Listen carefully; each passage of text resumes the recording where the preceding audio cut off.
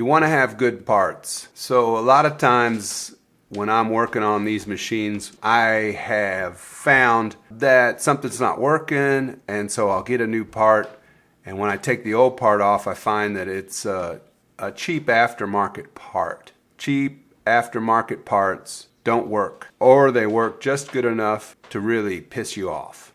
So on this machine, it's big, it's beautiful, it's awesome.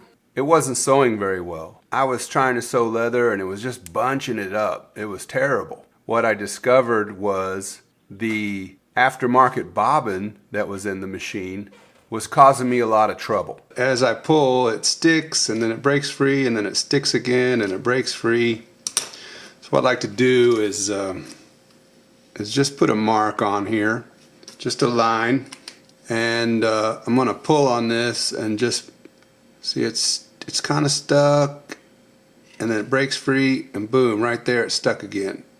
Breaks free, boom, stuck, stuck, stuck, stuck.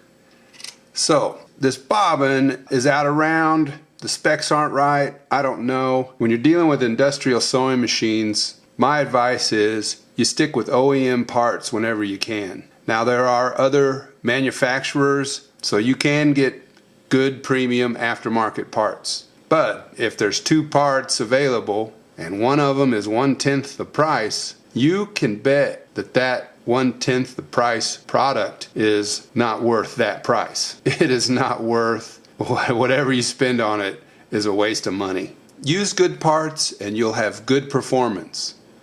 If you use cheap parts, you're going to have poor performance. And I feel like some people will say, oh, that machine's a piece of junk. When actually the machine's just fine, but it has some junk parts in it. And if any one part is junk, the whole thing is messed up.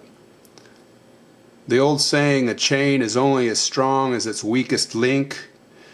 A sewing machine is a chain of parts, and they all have to be hooked together. They all have to work in coordination. So if you got one weak link, you know, the whole thing's thrown off. That chain's going to break, right? That chain is weakened by that cheap part. So let's pull out this cheap one and we'll put in the original. This thread's actually a little larger, but you can see this just spins out real nice. Nothing else has changed except for what bobbin is in the machine. Nice and smooth. Now this machine is back to sewing well. Okay, so hopefully I gave you some useful information. Thanks a lot for watching my video. Be sure and subscribe to my channel.